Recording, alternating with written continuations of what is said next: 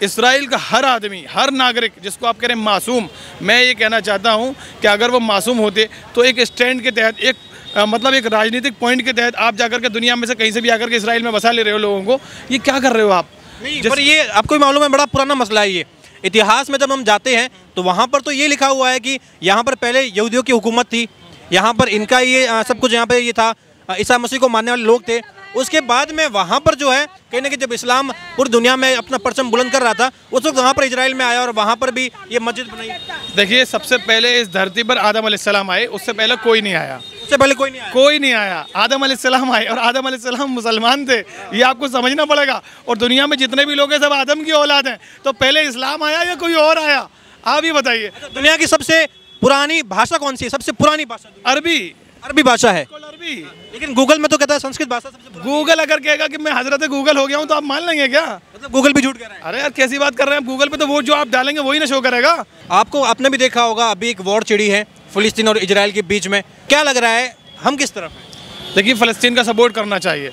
मैं आपको ये बताना चाहता हूँ कि इससे पहले की जो भाजपा गवर्नमेंट थी, जो अटल बिहारी वाजपेयी जी का शासन था, उन्होंने हमेशा ये कहा था कि इजराइल को फ़लस्तीन की जो ज़मीन है वो खाली करनी पड़ेगी और वो खाली करनी चाहिए, क्योंकि उसने ऑक्युपाइड, कब्जा कर रखा है, ज़बरदस्ती उसने जो है छीन रखी है उनसे उस ज़मीन को। और ये जो भाजपा गवर्नमेंट अब स्टैंड ले रही है, ये मुल्क में भी इससे जो है टकराव की स्थिति पैदा होगी। क्योंकि देखिए, आप जालिम का साथ दे रहे हो, मजलूम की हिमायत करने के बजाय जो इंडिया का हमारा एक स्टैंड रहता था कि कहीं भी किसी भी देश में कहीं भी किसी पर जुल्म होता था कि हमारा भारत उसके लिए आवाज़ उठाता था। तो कह रही कि जालिम तो फिलिस्तीन है। जब वहाँ पर अचानक से आपने 5 मिनट में 20 रॉकेट दाग दिए, अचानक से अफरा तफरी मच गई, जहाँ पर म्यूजिक फेस्टिवल हो रहा था, जहाँ लोग संगीत की धुन में मस्त थे, अचानक से वहाँ पर हमले होने लग गए, कई मासूमों की जान चली गई, महिला, बच्चे, बूढ़े अचानक से मारे गए। ये हमला पहले हमास ने किया अपनी ओर से, तो यहाँ पर मजलूम कौन हुआ, यहाँ पर पीड़ित कौन हुआ? हम बताते हैं आपको, इस विस्तार से बता देते हैं।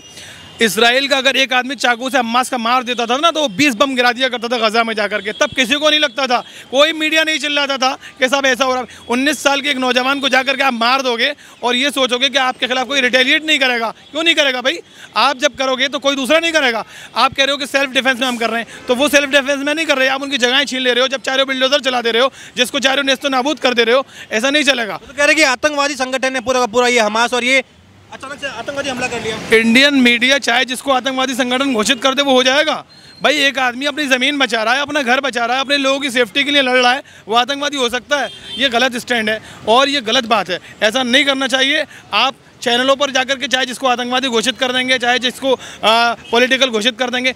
मणिपुर जल रहा था तो किसी ने किसी को कुछ नहीं कहा। मणिपुर में तो कभी कोई धड़े नहीं बैठे। मणिपुर में ऐसा लगता था वो वेस्टर्न कंट्री में, और ये इजराइल जो है ऐसा लगता है इंडिया का अंग है। ये सब तमाशा हो रहा है, आप तो जानते हो। अच्छा, फिर भी देखिए, अब बात छिड़ी है तो बात दूर तो लग जाएगी। आपको क्या लगता है, ये मसला बड़ा पुराना मसला है, अपनी अपनी मान्यताएं हैं, दोनों की अपनी अपनी मान्यताएं हैं। आपको क्या लगता है किसकी मान्यता में दम है? पहले लोग कहते हैं कि इस्लाम तो बाद में आया था, वहाँ पर यहूदियों का जो राज था वो पहले था। वहाँ से आपने भी सुना होगा जो किस्से कहानियाँ हैं कि उसके हिसाब से जो 35 एकड़ की ज़मीन है उस पर हक कोई कहता है कि यहाँ पर यहूदियों का हक है, पहला हक है।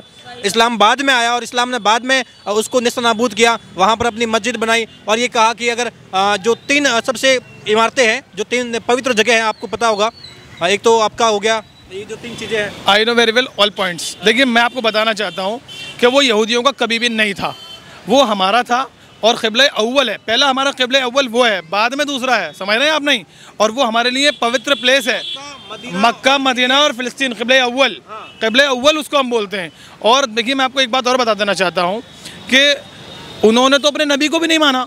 अगर वो अपने नबी को मानते तो शायद हमसे झगड़ा ही ना करते। उन्होंने अपने नबी को नहीं माना और वो सिर्फ़ और सिर्फ एक ज़मीन को कब्जा लेते हैं, फिर उसके बाद आगे बढ़ जाते हैं। फिर एक इसराइल का हर आदमी, हर नागरिक जिसको आप कह रहे हैं मासूम, मैं ये कहना चाहता हूँ कि अगर वो मासूम होते तो एक स्टैंड के तहत, मतलब एक राजनीतिक पॉइंट के तहत आप जाकर के दुनिया में से कहीं से भी आकर के इसराइल में बसा ले रहे हो लोगों को, ये क्या कर रहे हो आप? नहीं, पर ये आपको भी मालूम है, बड़ा पुराना मसला है ये। इतिहास में जब हम जाते हैं तो वहाँ पर तो ये लिखा हुआ है कि यहाँ पर पहले यहूदियों की हुकूमत थी, यहाँ पर इनका ये सब कुछ यहाँ पे ये था, ईसा मसीह को मानने वाले लोग थे। उसके बाद में वहाँ पर जो है कहीं ना कहीं जब इस्लाम पूरी दुनिया में अपना परचम बुलंद कर रहा था, उस वक्त वहाँ पर इजराइल में आया और वहाँ पर भी ये मस्जिद बनाई। देखिए, सबसे पहले इस धरती पर आदम अलैहिस्सलाम आए, उससे पहले कोई नहीं आया। उससे पहले कोई नहीं आया? कोई नहीं आया। आदम अलैहिस्सलाम आए और आदम अलैहिस्सलाम मुसलमान थे, ये आपको समझना पड़ेगा। और दुनिया में जितने भी लोग हैं सब आदम की औलाद हैं। तो पहले इस्लाम आया या कोई और आया? आप ही बताइए। दुनिया की सबसे पुरानी भाषा कौन सी है? सबसे पुरानी भाषा अरबी। अरबी भाषा है, अरबी। लेकिन गूगल में तो कहता है संस्कृत भाषा सबसे पुरानी। गूगल अगर कहेगा कि मैं हजरत गूगल हो गया हूँ तो आप मान लेंगे क्या? मतलब गूगल भी झूठ कह रहा है। अरे यार कैसी बात कर रहे हैं आप? गूगल पे तो वो जो आप डालेंगे वही ना शो करेगा। चलिए वो भी अभी करेंगे, उससे पहले मेरा सवाल आप ले लीजिए। 24 का चुनाव भी बहुत नजदीक है, आपको क्या लग रहा है 24 का चुनाव में इस बार किसका पलटा पाएगा? पॉइंट पे बात कीजिए, पॉइंट पे बात किया आपने, पूछा सबसे पहले धर्म कौन सा आया, बहुत टू द पॉइंट बात कीजिए। और मैं आपको एक बताना चाहता हूँ कि आप अगर किसी के घर को घेर लोगे, कब्जा कर लोगे, बिल्डोजर चला दोगे तो वो सेल्फ डिफेंस में करेगा, सेल्फ डिफेंस में करेगा। मैं भी आपको मासूम बच्चों की तस्वीरें दिखाता हूँ, मासूम बच्चे, आप बम गिरा दे रहे हो। मैं कहता हूँ ह्यूमन राइट सबके लिए है, इंसानियत सबके लिए है। आप मानवता के लिए इस जंग को बंद करो, जिसका जो हक अधिकार है उसको दो, बात खत्म होती है। कोई लड़ाई, इसका फिर मसला क्या होगा, इसका सॉल्यूशन क्या निकल सकता है? Two state policy. आप जो वर्ल्ड लीडरशिप है बैठे, फ़लस्तीन को उसका जायज़ हक दे, इसराइल अगर है तो इसराइल को दे, बात खत्म होती है। देखिए आपको भी मालूम है पहले एक बार ये बैठक हुई थी, उसमें कहा गया था कि हम क्यों ना यूएन को कंट्रोल दे दें। यूएन देखेगा कि ना आप आर्मी रखिए ना आप रखिए, यूएन देखेगा कि यहाँ पर जो है कि दोनों धर्मों की मान्यताओं का सम्मान किया जाएगा। लेकिन उस वक्त जो है कहीं ना कहीं आपको भी मालूम है कि फिलिस्तीन ने मना कर दिया था, धर्मगुरुओं ने मना कर दिया था। आपकी गलत बात है, आपकी नॉलेज में कमी है। एक मिनट, आपकी नॉलेज में कमी है, आपकी नॉलेज में कमी। मैं बता देता हूँ, अभी भी यूएन कह रहा है जंग बंद करो, इसराइल कह रहा है हम नहीं बंद करेंगे। एक बात, दूसरी, यूएन कह रहा है कि आपने उनको घेर रखा है, 23 लाख की आबादी, 350 किलोमीटर की आबादी को आपने खुराक से महरूम कर दिया, बिजली से महरूम कर दिया, ईंधन से महरूम कर दिया। आपको इज्तिमाई सज़ा देंगे सबको। आप अगर मैंने गलत किया है तो मेरे पूरे परिवार को उठा करके आप जान से मार देंगे ना, ऐसा नहीं होगा ना। तो आप ऐसा क्यों कर रहे हो? आपने देखा छोटी छोटी बच्चियाँ गन उठा करके कह रही हैं, क्यों मजबूर कर रहे हो आप उनको? अगर कोई आदमी आपसे डर रहा है तो उसको डरने दो, पत्थर मार करके, गोली मार करके उसको मजबूर मत करो कि वो रिटेलिएट करे। ऐसी सिचुएशन क्यों क्रिएट कर रहे हो आप? तो आपके लिए एक्शन का रिएक्शन है ये। वाई नॉट, क्यों नहीं है भाई? आप किसी का घर घेरोगे, तोड़ दोगे, उसको चाहोगे जिसको मार दोगे, 19 साल 20 साल मासूम बच्चों को मार दोगे, कोई रिटेलिएट नहीं होगा। मैं ये नहीं कह रहा हूँ कि क्या सही है क्या गलत है, ये तो वहाँ के लोग ज़्यादा बेहतर जानते होंगे। लेकिन मैं इतना जानता हूँ कि इसका जो है शांति से बैठ करके सुकून से इसका समाधान निकलना चाहिए। हल हो सकता है टेबल पर, और दुनिया का कोई भी इशू हो वो टेबल टॉक करके तो सॉल्व हो सकता है। लेकिन जंग कभी भी किसी मसले का हल नहीं है, और जो भी कर रहा है वो गलत कर रहा है। ऐसा नहीं, मासूम मरता है हमेशा। कौन मरता है? सिविलियंस मरते हैं, सिविलियंस ही हमेशा मरते हैं।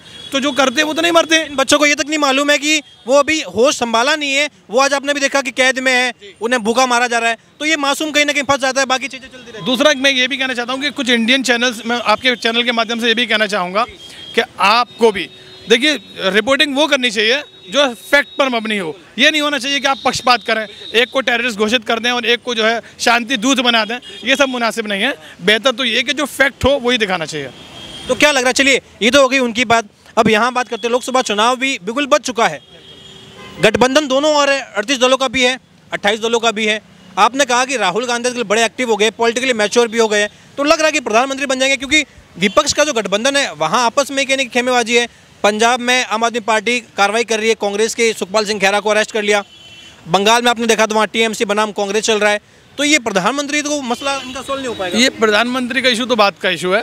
पहले तो उन लोगों से, हाँ, पहले तो देश को बचाना है, पहले तो सब धर्मों को बचाना है। जो धर्मों के आधार पर लड़ाइयाँ देश में कराई जा रही हैं ना, कभी मणिपुर के अंदर, कभी दूसरे स्टेटों में, पहले देश बचाना है। जब देश बच जाएगा तो प्रधानमंत्री। आप भी सहमत है कि मोदी हटाओ तभी देश बचेगा? Why not?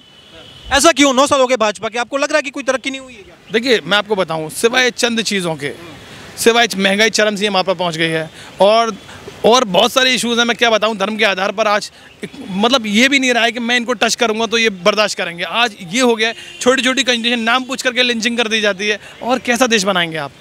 कहाँ ले जाएंगे इस देश को आप?